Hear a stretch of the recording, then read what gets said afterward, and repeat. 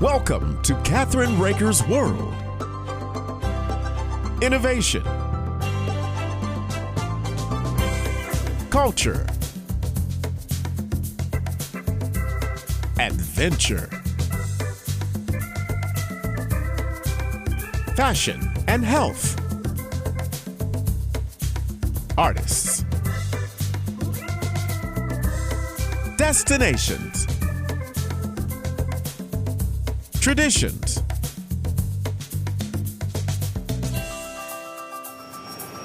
This is Kathryn Raaker's World.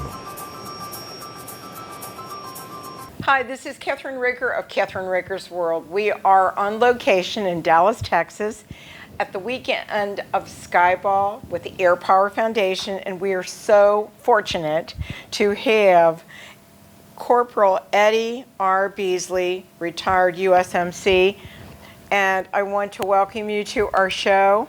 You are a very special guy. You were in Vietnam, am I correct? Yes. And actually, can you tell us a little bit about your story and what happened? And then we're going to show this wonderful new walking wheelchair, correct? That's making your life a lot better. Mobility system. Mobility system. Exactly. That's it. So let's talk. It's a lot more than a wheelchair. It's a lot more. You can do lots of things with it. What can you do with it? Well, I can four-wheel drive. Right. I can balance at about 6 feet tall. Wow. And move. Right. Go. You can dance. I can dance. Yes. Wow, that's really awesome. It's one of those things. Right. Yeah. But I can also climb stairs. Wow, that's wonderful. So there's a lot of things that this system can do that no other power chair or chair of any kind, as far as that goes, can do.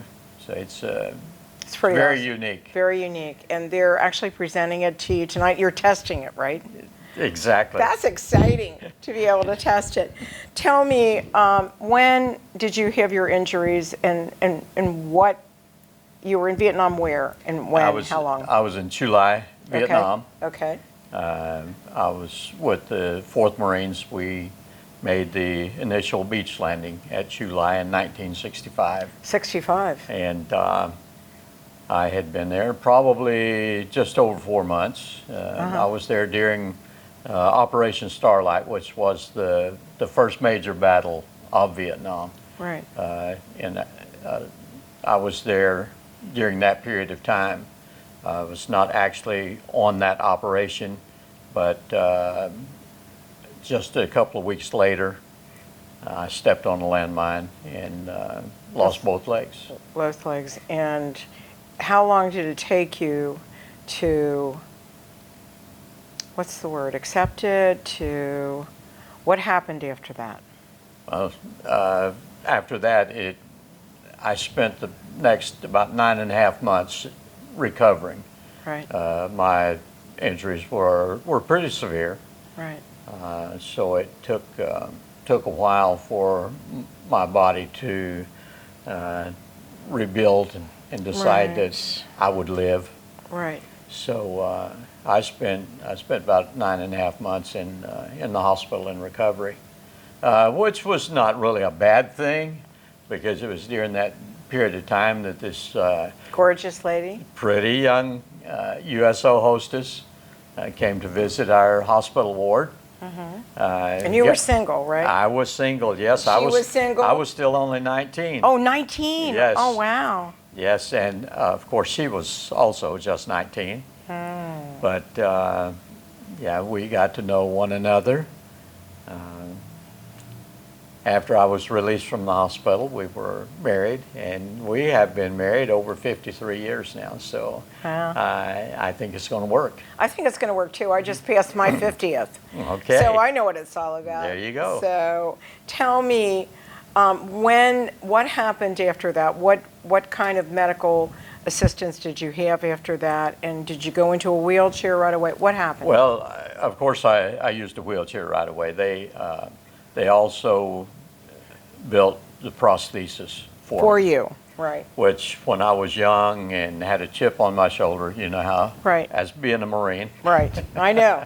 I used to be a had to Marine show wife. off a little Yeah, bit. right, right. I wore my prosthesis a lot. A lot. Okay. They were totally inconvenient, Were they painful at all? painful. Painful. Right. When I had jobs that I did office type work, I would wear them. But after I changed jobs and I started building the handicap vehicles, Right. then, Which my brother uses, There by you the go. way. then I no longer wore them because they were just too inconvenient and Right. wouldn't allow me to do what I Right. needed to do. Right. So, then I went back to the standard wheelchair. To a standard wheelchair. Did you ever have a scooter? I used some from Right. time to time, Right. but I never actually owned a scooter. Right. My brother, that's what they gave him in the beginning because he was only 10 when it happened. Oh, okay. So he met the guy that actually invented the scooter, Wow. who was from Cincinnati and did it. So it was pretty. So, living with someone basically that has a disability, you learn firsthand, and his wife actually was probably like your wife. She helped you so much, right? And gave you She the does. encouragement Right. that you needed. So today, when did you get your first iBot? And how did that happen? Okay, now Okay. that's an interesting story because Okay. my story is different Okay. than any other iBot user. Okay, let's hear it. We were at a mini Vietnam veterans reunion in Branson, Missouri, Oh, Branson, awesome. and it was one of those things that we were under a tent and they were feeding us, and the local celebrities would come by and talk with us and entertain a little bit. Barbara Fairchild, Clay Cooper, one of the locals. Right. Then Tony Orlando came by, Oh, I love Tony. and He's a dog lady. he looked at me and he said, "I'm going to get you a wheelchair that will go up the stairs backward." Wow. And I said, You're crazy. "Okay." No, you said okay. I said, "Okay, well, whatever." Yeah. Although they had been out for a little while, I had never actually seen one. And When was that? What year was it that? was 2010. Wow. So he said, "I'm going to get this chair for you." Okay.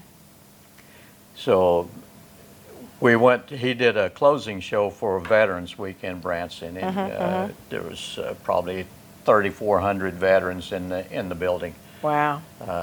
At the end of the show, they took up a collection, and they raised like $11,000 right there that afternoon. Wow. How to much go do toward- how much do they cost? Well, at the time, they were costing about a little over $25,000. I was going to say 25,000. Yes. Right. That's a good number, right? But the story is that after that we all finished and went home, then I received a call from Mary Eisenhower. Oh, wow. And of course, she's Yeah. the president's granddaughter. Right. She called me and she said, "Eddie, we have a problem." And I said, "What is that?" And she said, "They quit making that iBot in 2009. So I said, "Okay, well, it is what it is, right?" Right. So she said, "Well, we're not finished." So she continued, Tony, and some of other well-known names. They began to put pressure on Dean Kamen, the Yes, inventor, and correct. different ones, and say, "We are going to get this guy iBot." So there was a group here in Dallas. That was at the time they were the 091 Foundation, Okay. and what they had been doing, they had been raising funds to present the iBot to veterans. Wow. And of course, it was only the post 9/11 veterans Post 9/11. And here I am, a Vietnam vet, so that Right, and you needed to be I'm out of the taken loop, care of. right? No, not out of the loop. But, well, at the time. You were. So eventually they changed their bylaws to allow them to give me a used one. Oh, wow. So that's how I ended up with one. And, Wow. So and how I long were you, so it's since 2011, 12, sometime period? Well, I finally got it in November of 2010, I think it's. Oh, wow. Wow. We went to Las Vegas and at the non-commissioned officers Right, reunion, right. and Tony Orlando and Mary Eisenhower and a lot of different ones, they were there to actually present it to me in Las Wow. Vegas. Wow. So we had it from 2010 until probably 2014 or 15. And then what happened? Well, the batteries went bad. Oh, wow. And with that, with the old iBot, if the batteries are bad, you can't buy new ones because Johnson & Johnson had quit manufacturing the chair, and their suppliers quit making the battery because it went to nothing else. It would only fit the iBot. So when the batteries went bad, the iBot was gone. It was dead. Wow. So now I still have it, but it's a really like a $25,000 doorstop. Yeah, that's good. I think. I don't know. So when did this happen? Okay, well, this has been in the mill ever since Then. Of course, Dean has been upgrading it. Right. And putting a lot of time and a lot of money into and trying to find someone that would. And it became Toyota, didn't it? Yes. Yeah. Yes. And so there was a lot of things that happened between then. Beside all the upgrading and updating. Right. We needed to have it downgraded. Right. From class 3 Right. medical equipment to a class 2, so all those changes could be made. Oh, so there was that. So there was that with the FDA. Oh, okay. And so I was one of the, I think there were 4 or 5 of us that we got to go to Washington, D.C. to testify It's pretty before the exciting. FDA, and they did it. That's so wonderful. from there, Dean Right. started making all the changes, That he could. and now here we are. Here we are with the today. new- We're going to new and show it. improved. And I have to share this story with you.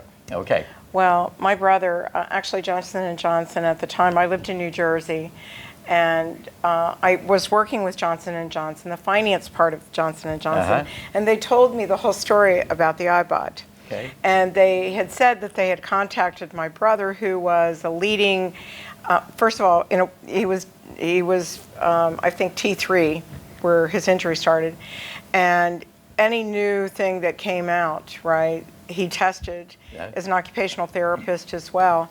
And they called him and they said, we'd like you, and this is back in 2001, right? And he said, I don't think it's going to work the way you've got it manufactured.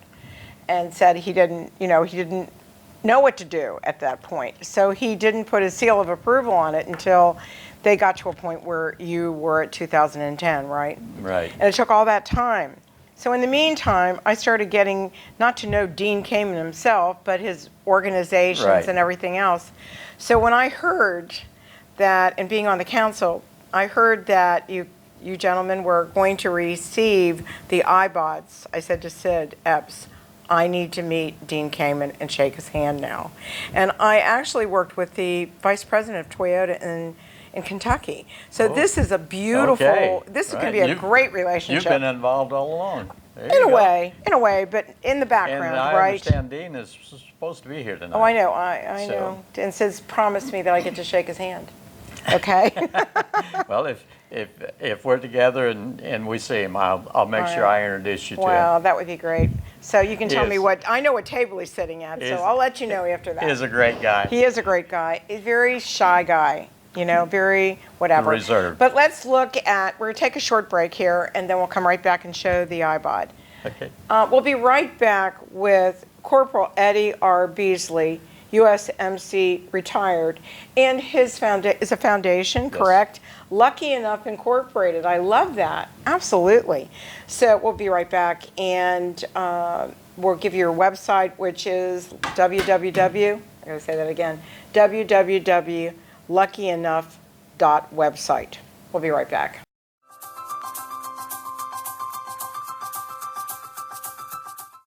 It's difficult to find a person in America right now whose life has not been impacted by the opioid epidemic. In fact, a recent report found that enough opioids were prescribed in 2016 for every man, woman, and child in the nation to have 36 pills each. Addiction is taking a toll on millions of lives across America, but together we can reduce the devastation and work to end addiction. And it all starts with prevention. Now more than ever, it is important that we educate and empower patients to talk to their doctors about their post-surgical pain management options. If we could reduce the number of opioids prescribed after surgery by just 10%, it would mean almost 332 million fewer leftover pills available each year for potential diversion and misuse. These prescription painkillers are not our only option for treating pain, especially after surgery. To learn more, visit planagainstpain.com.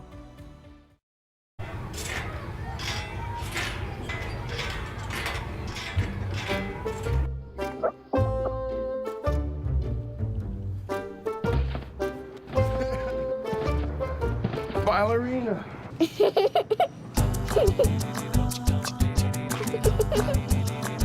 Sometimes all it takes to be a dad is remembering how to be a kid again. Take time to be a dad today.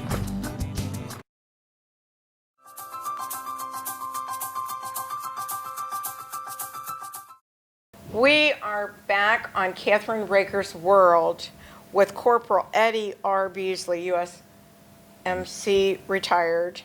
And he's got a new book out called Lucky Enough. And he's also an entertainer, and he's a singer, and we're going to let him tell us all about that. And his website is luckyenough.website. And you can buy the book and also your singles or albums. And let's talk about a little bit about your book, first of all, and then your recording. How did you get into all this? Well, the book itself, on the 30th anniversary of my injury, Right, I had retired, of course, right. from my business, and I decided it was time for me to deal with some things That you needed to deal with. that I needed to deal with, because, you know, when you work and you have things to occupy your mind, sometimes you do okay. But when you have time, then sometimes All those it's things a little start coming different. to the It starts surface. to come. So my wife and I made a plan to go to Washington, D.C. to visit the Vietnam Memorial. Wonderful. So on the way to Washington, my wife asked me to write some things down, my thoughts. Her idea was to, at some point, put all these thoughts together, Right. put them in a binder for all our grandkids. Oh, that's beautiful. Okay.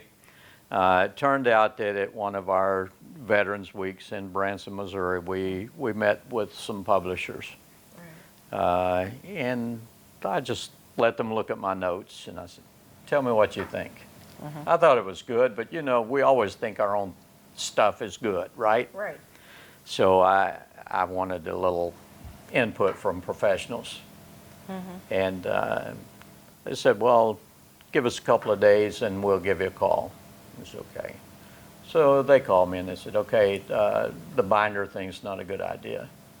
And I said, okay, you know, you don't know what's getting ready to happen next, right? So she said, I think you need a book. This needs to be a book.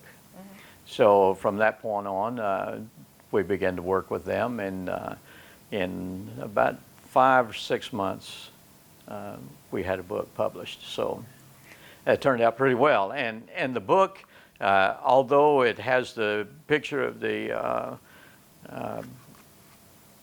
Vietnam Memorial on the back of it. It's not actually a war story. Right.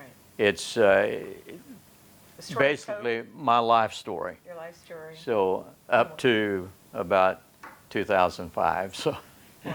That's awesome. so the rest of it will be in the next book. Right. And this beautiful. Just tell me how you became an entertainer. This is important. Well, just I love music, and I've never really done anything with it. No formal training, Right. no none of that. But I did teach myself to play the guitar, and I did it to relax. Right. And of course, with the voice, I found out that it works pretty well. I do mostly classic country music. Good. I love classic I am country working music. on a rock and roll 50, 60 albums for Awesome. my wife Connie. Right. So I have some that are almost ready, Right. but not quite. But on the first one that I did Right. is a single. It's called California Angel. Oh. You see, I did my recovery in the hospital in Oakland, California. I know Oakland really Okay? well. At the Oakland Navy Hospital. Uh-huh. Well, and this is where that we met. That's great. So for our 48th anniversary, I knew I had to do something special for her. Mm-hmm. So I was going to learn a song Right. and take her out to like a restaurant and sing it to her in public, just Right, you know, right, to right. show her That you could do it. Well, it turned out I couldn't learn to play the song and sing it at the same time. It's my coordination was a little off. Yeah. So I practiced for about 3 months, and I never got it. Okay. So finally, I just sat down at my computer, frustrated. I think I'll write her a letter. Well, as I started writing the letter, I kept making a few little changes, and I thought, when I finished, I said, that would make a good song. Right. So that was the first song that I've written. Okay. I don't think I'd ever even written a poem before. Wow. But anyway. I hear you're pretty awesome. So, but the song, I took her to a restaurant in our hometown. Mm-hmm. I had my grandson to sneak out to my vehicle and bring my guitar in. Uh-huh. And right there in front of God and everybody, You did it. I sang that song for her. Oh, wow. And then you went on to Nashville? The following year, I was able to go to Nashville with the Oak Ridge Boys. Right. And used the Oak Ridge Boys band, and the Oak Ridge Boys themselves sing the backup vocals Oh, for my songs. So that's beautiful. that's been really exciting. And from that time, I've put together some cover songs. Right.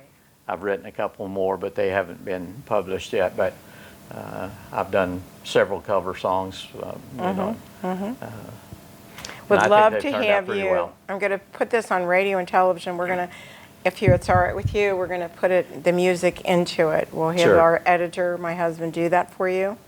But we're running out of time, and I'm really worried that you have an appointment. So we'd like to actually show the iPod to our audience, if you wouldn't mind doing that. I would love to. Okay, I would so love let's to. do it. We need a little room. Okay, so go over to that way. He can take the camera there. All right. Okay, first of all, it will, just with a little help here, we can go into, for different types of terrain, Right. rough places, curbs, things like that, we can go into a four-wheel drive mode. Wow. We can go through sand.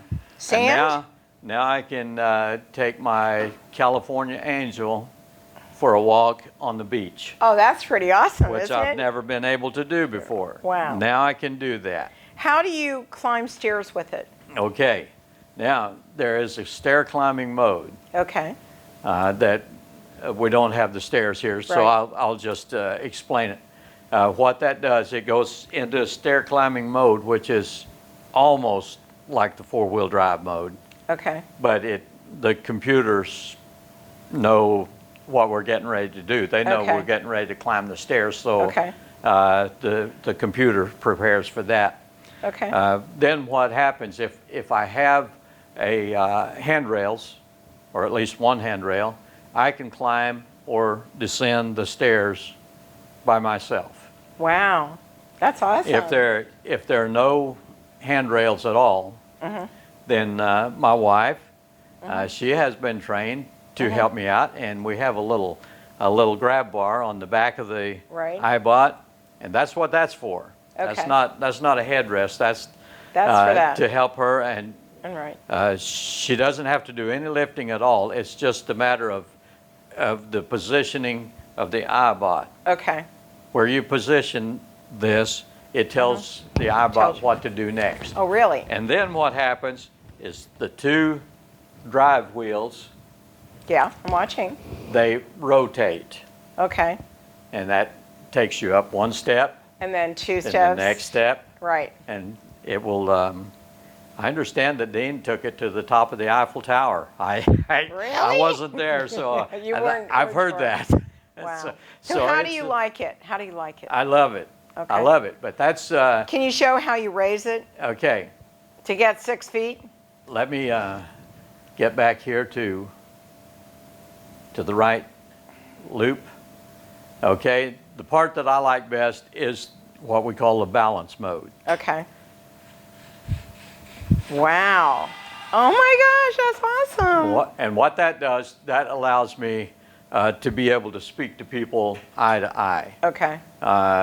When I'm in a standard wheelchair, I sit down, people stand up, then they're looking down, I'm looking up.